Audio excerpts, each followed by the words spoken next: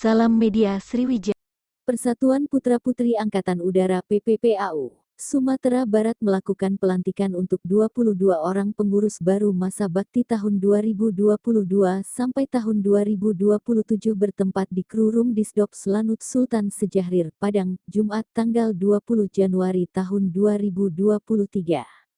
Pengurus baru tersebut telah melalui prosesi pelantikan dan pengukuhan yang dilaksanakan langsung oleh Ketua Umum 1 PPPAU Fastabigul Khairat diwakili oleh Wakil Ketua Umum 1 PPPAU Immanuel Manuhua dan Ketua Umum Daerah dengan membacakan SK pelantikan tentang penetapan pengurus daerah PPPAU tahun 2022 sampai tahun 2027.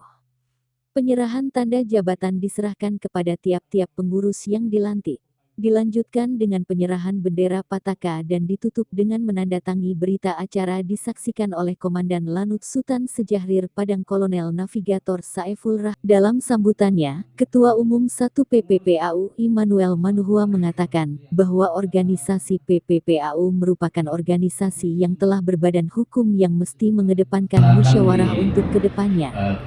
Melalui surat tertulis Ketua Umum yang kami bacakan ini, beliau mengatakan bahwa organisasi ini harus dapat tumbuh dari dukungan semua pihak dan hadir menjadi solusi permasalahan yang ada di badan TNI AU maupun di lingkungan masyarakat. Ungkapnya.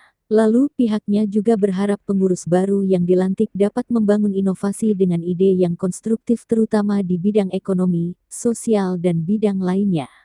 Sementara itu, dan Lanut Sultan Sejahrir Padang Kolonel Navigator Saiful Rahmat yang juga selaku pembina PPPAU Sumbar mengucapkan selamat kepada Leksi Yelea Ternia, SH, atas pelantikan pengurus baru PPPAU Sumbar.